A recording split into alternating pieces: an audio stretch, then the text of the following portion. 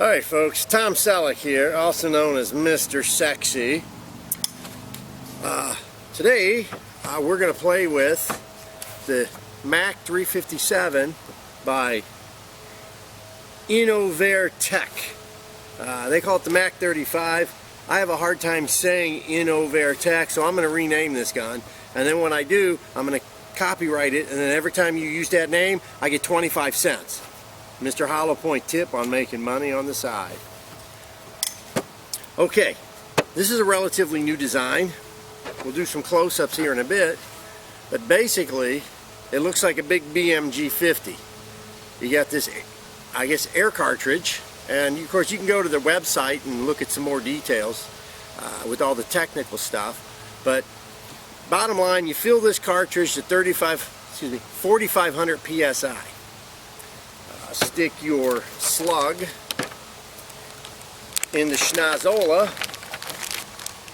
Okay, there's your slug in the schnozola. Okay, it fits down in there, and you drop that baby in. It fits in. Bolt goes forwards, and it's, as you're pushing it, that's what's compressing the firing mechanism. There you go. Push it forward and locks down. It's ready to fire.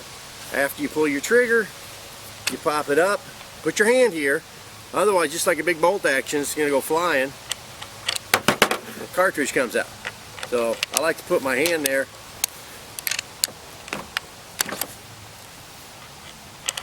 So I catch it, okay? You really don't want this going into the dirt or into a chest cavity of a deer or a dead possum, okay? So we're going to be playing with this the next couple of days. I'm going to run a whole bunch of numbers, run it over the chronograph, be shooting some ballistic gel, you know, just kind of doing a basic 101 working on this. It's a pretty interesting design. I kind of get a kick out of this. If you go to their website, you see it, they got like a big game belt, you know, like the the Tarzan hunters of the olden days wear, the guys going to Africa like Mark Sullivan. And you get a big cartridge belt where you can put 20 of these bad boys already pre-charged and, you know, walk around shooting. I mean, it's kind of neat because basically however many of these you got, it's how many shots. You don't have to worry about taking a pygmy tank or carrying anything else with you. So I know they got other rifles designs coming into works. They got a sporter model that's regular, big clip that goes under there, so I think it holds like 4 shots. So I'll be looking forward to those when they come out. I myself am a single shot shooter, so really I'm just looking for a nice sporter with a single shot. I believe they make these suppressed with a shroud. Again, you have to go to the website and contact Paul, because he's the Mr. Know-It-All on this, you know, and take it from there. So let's do some playing around and see what we can come up with. Okay, I don't know if you can see this too well with the shade here, but there's your firing pin. Alright, I wish I had a pointer. I don't have a pointer. That's your firing pin. When the bolt comes forward to a certain point, something catches that firing pin and holds it. As you can see, the bolt goes the rest of the way. It's going back, it goes past, and then the firing, you know, it's compressed and it's ready to shoot. So unlike other guns, when you pull it back and you feel the spring pressure and, you know, to lock that sear or gadget or hook, this one you go forward, so it takes some effort to go forward with it. Alright, now, you know, I know you're going to say I'm a wuss, and I don't mind as long as I don't hear you saying that to my face. So if this shows up on the video here, I'm not quite sure. You can see it goes forwards, pushes it up in, and then down. Okay, now this is a little cockeyed for me because I'm doing this offhanded. When you bring it back up, you can feel the pressure release and it comes back out. Alright. So, and again, if you look at the videos on the website, it's probably a little more clear than what I can do because I'm getting shaded right now, so I can't really even see if this was working right. But that's a 357 hole in there, okay? And that's the rear end, it's the firing pin. This can unbolt, these two pieces come off, and again, that's in the video on their website. and there's some internals in there with O-rings and a spring, but basically the air fills in from this side and pops closed, so no air is escaping. When the firing pin hits this back plunger,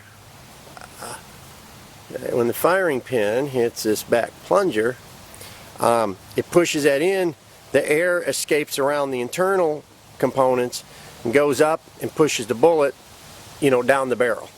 And again, their video demonstrates and shows this much better than what I can do. I don't think I'm going to get into stripping this apart and cleaning it because they've done a really good job of that. So I've got the scope just ballpark sighted in at the house. Now we're going to get out and line it up at some distance. Here we are. Now again, filling these babies up, 4,500 psi. Now, one thing I'm finding that's very important is, since you're filling these one at a time, getting the exact same fill consistency. Because if you put 4,000 in one and 45 in the other, your shot's going to be 2 inches off. So you really need to be consistent with each one of your fills. I've seen, I believe on the website, that you can set up like an octopus with, it's a bunch of fittings, but you can get 3 or 4 or 5, so you can have, multiple cartridges filled at the same time. And so if you've got let's say a 3-head setup, all 3 are going to be filled at the same exact pressure. I think that would be, if you're serious about this type of shooting, that would be a well worth investment, because with these gauges, it's really hard to see each time that you're getting 45 or 44 or 43 on the same fill pressure. And of course, with all this stuff, consistency equals, shot placement every single time. I got the 140s in here now, and we're going to shoot those down range and see what we do. So far, I've tried some 356 diameter and 357, and 357's a little tight in here, but they fit in nice, and I think that's going to grip the barrel slightly better. So we'll keep shooting these babies here.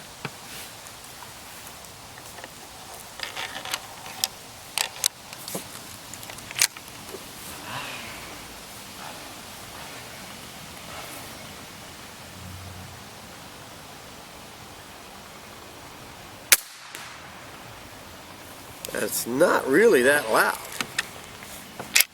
Again, I'll put my hand here. Still miss it. And of course, we got the chainsaw people in the background.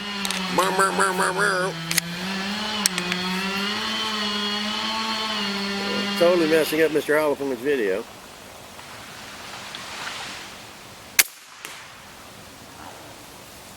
Alright, guys.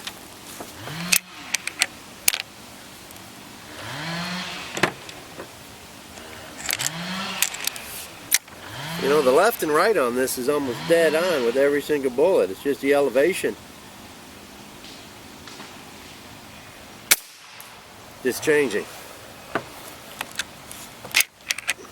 All right.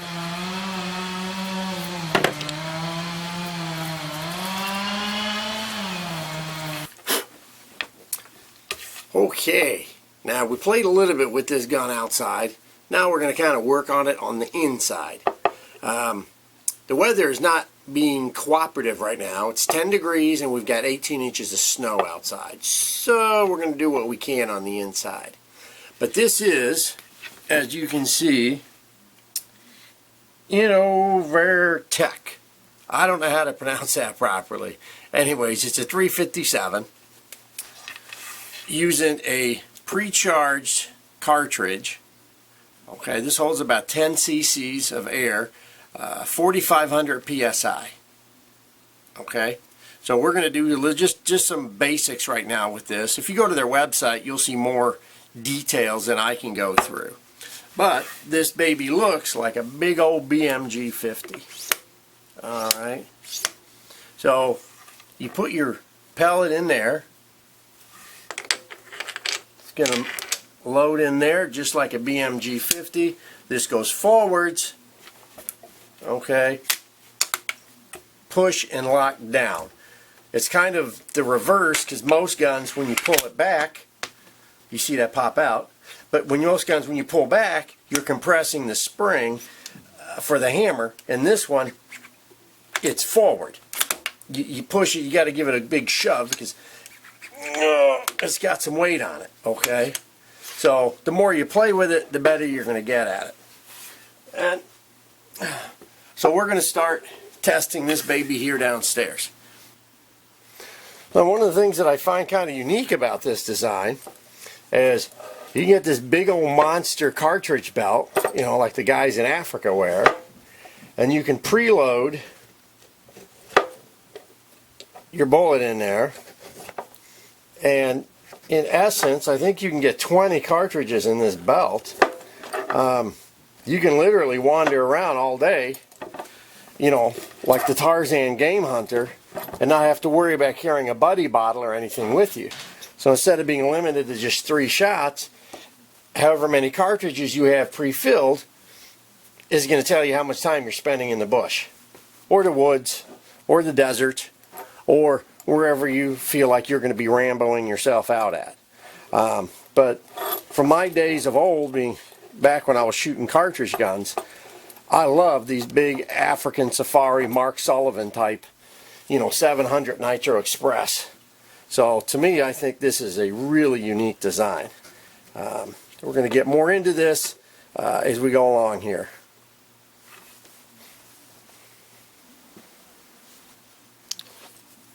Okay, this is the Quick Connect fill assembly. Now, what I did, if you go to their website, you'll see in the videos that they've got this Quick Connect screwed right in with a male-to-male adapter screwed right into their air tank. I've got all my air tanks already set up with female Quick Connect, so what I did is I just threw a 1/8 adapter on here with a male nipple, so I could just put it right in, you know, and not have to sit there and screw and unscrew stuff into my tank. I'm what the French refer to as el lazy. Okay, so just like a big old fitting for your air chuck, you know, just like a 1/8 mini, but it's a full size. Okay, and whatever's in your tank, you open and fill this, so 4,500 each time. Now, what I was thinking, if you had some type of a crab assembly with 4 of these, one sticking out at each time, or 5, depending on, you know, how many elbows and stuff you screw together, then you could fill, you know, multiple cartridges at one time, and they'd all, you know, they'd all be dead on the money each time with the same fill pressure, versus each one dropping a couple of psi as you know, as you run through 20 cartridges starting at 4,500.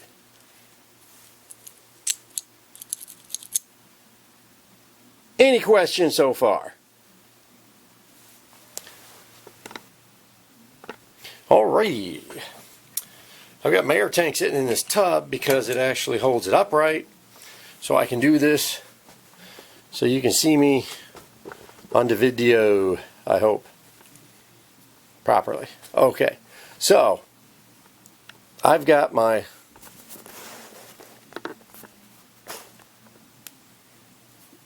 Quick Connect right here.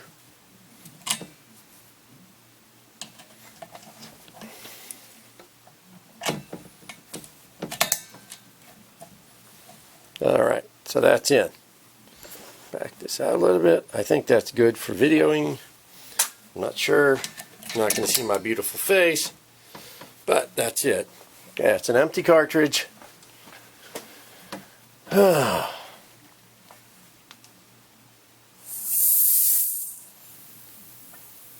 Fill it up.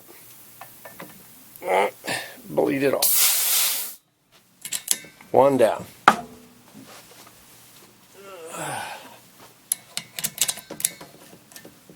Up. The bleeder. All right. 2 down.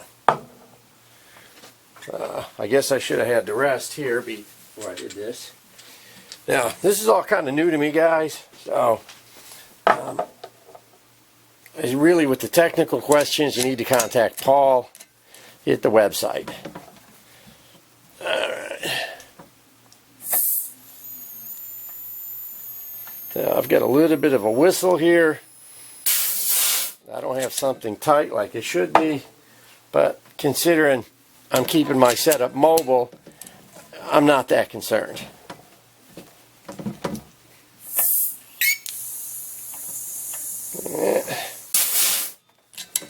That big noise is the bleeder blowing the air through the, into the bucket, so it sounds a lot louder than it really is.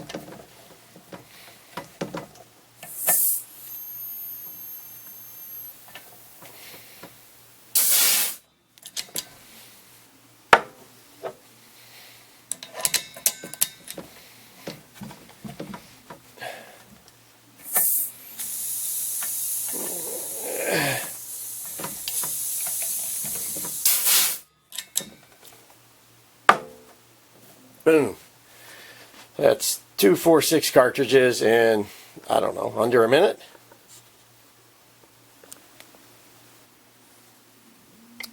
Okay. So, the way you load this is, we can get this without it blurring. This slips into there. Okay. Doesn't fall out. It's more or less a press fit. Okay. The diameter is 357. Alright, you get that in, and your bullet is loaded, and you can carry these already in your belt, or load them as you get ready to go in the, to load the gun.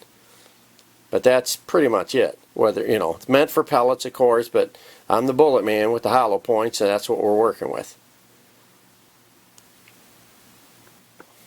Okay. Let's load these. Today we're working with 116 grain hollow point.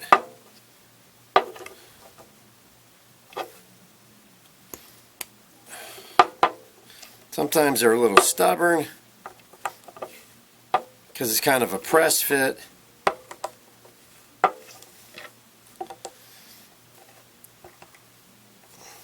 Get one of those want to go,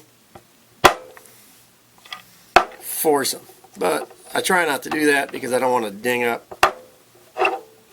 the nose of the bullet. There you go. We got 6 ready to rock and roll. About 4,500 psi on each. Okay, hopefully you can see me.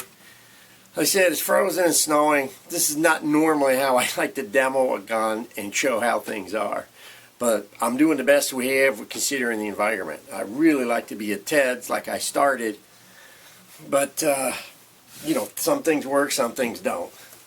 So right now we're going to do some speed. I said these are really set up with pellets, lighter weight bullets. I got the 116s.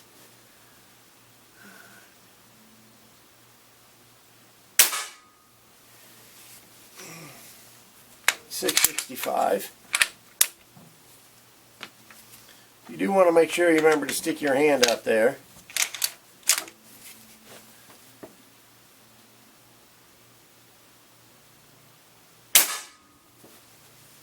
.629. And I am very surprised on how quiet this is. Even though it's not suppressed, it's very quiet.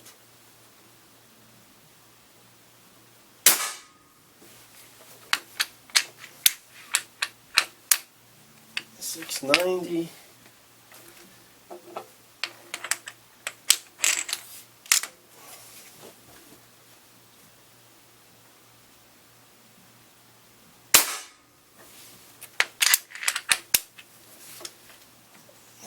.689.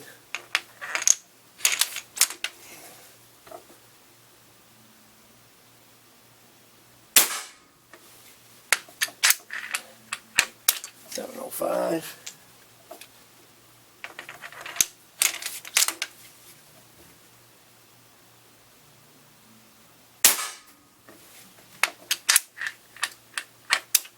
.698. All right, so I'm averaging just under 700 feet a second with the 116 grain.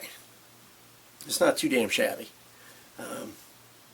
Again, here, 15 yards, I'm not getting the greatest stretching out of the gun, but it is holding a friggin' really tight group. I'll bring the target over here, we'll take a look.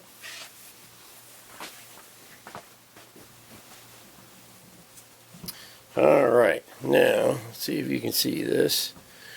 Okay, see the first 3 shots, starting at the bottom, going up, 1, 2, 3, and then the top circle, that's shots 4 through 15. Not too shabby, sir, not too shabby. This is going to have we're going to have a lot of fun with this when we get over to Ted's.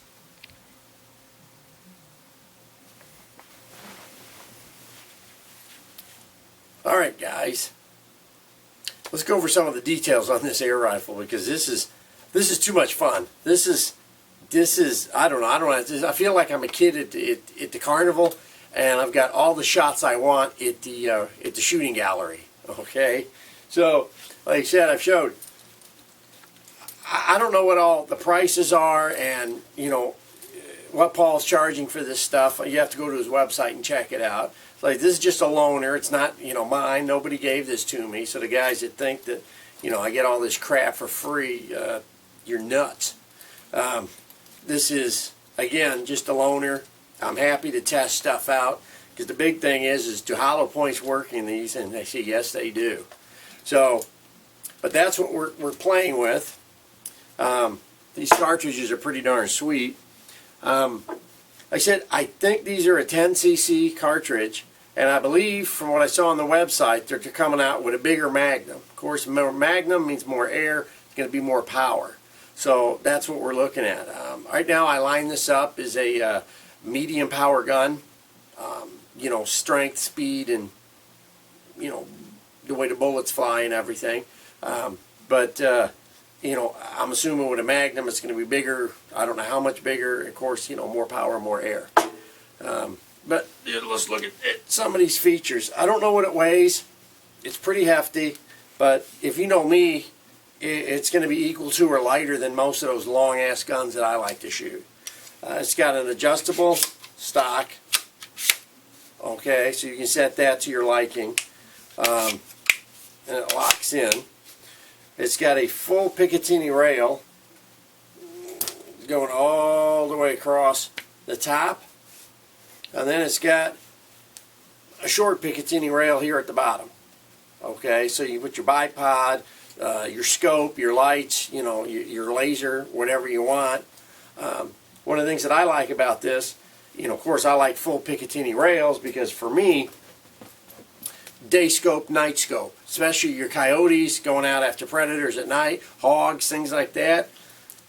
Detachable rings, which I use on everything. I don't believe in ever permanently mounting my scope. Plus it fits in a case better.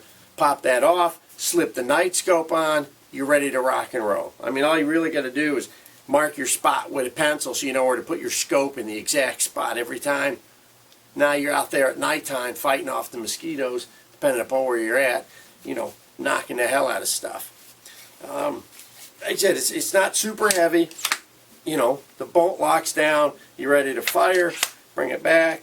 Now this unscrews, okay, when it comes, your knob comes, so it's not sticking out as much. I believe this unscrews also. Then if you look at the front, it's got this real sweet heavy-duty chrome barrel and a big old massive muzzle protector there, or flash guard, whatever you want to call it. It just looks sweet. I mean, it's a real sweet setup. It's long, which, for me, I like long guns, so if you guys are, really stretching out there at a distance, this is going to fit really sweet. I do believe I saw on the website that they're going to be coming out with a sportsman's model, so it's got a regular wood stock. It's not going to be the BMG 50 look. There's talk of a magazine, a clip-fed magazine. It's going to hold 4 or 5 rounds, so it's kind of going to be like a regular bolt-action rifle. My only concern is you don't want these flying in the dirt. You know, I mean, a lot of money in this stuff. You don't want it flying in the dirt, so just be careful when you fling that open. I don't know if they're going to be doing any single shots, but they're definitely going to be more of a hunting setup, hunting rifle, and that's what I'm looking forward to. And I believe those, if you order them, they'll come fully suppressed. But this is pretty darn quiet as it is. So I don't know how much louder they're going to be making it, but I always like stuff suppressed because quiet is nice. But you can see the bipod fits on here perfectly. It actually came in a nice little hard case, and it fits perfect in there. I'm not sure if that's how they're shipped, but that's how it came to me, and it's really sweet. This setup is not for everybody. You know, just like each air gun is not for people. You know, some guys like traditional wood. Some guys like that, you know, the Talon look, like the Texan. Some guys don't like that. You know, different strokes for different folks. But the bottom line, it's an awesome killer. It fits nice to the face. It feels good on the shoulder. And it'll get the job done. Okay? So, like I said, this is kind of part one because we've got to get out and do some stretching at part two. So, I hope you've learned a little bit. I'm going to try to incorporate some of the stuff on the website. If you go there, you'll see a lot more on this than the, you know, I don't calling it the Mac 357, Invoairtech Mac 35, but I call it the Mac 357 because I like having, you know, all the digits when I say stuff. I never say 45. It's always the 457 or the 452. So the Mac 35, Mr. Hollow Point calls it the Mac 357. Anyways, that's it for now. Okay, I hope this has tempted you for more questions, for more thoughts, different type of an air rifle. But this is the new thing on the market. Having, you know, your cartridge with all your air built right in, so you can take off. I'll see if I can get the video from the website into this video.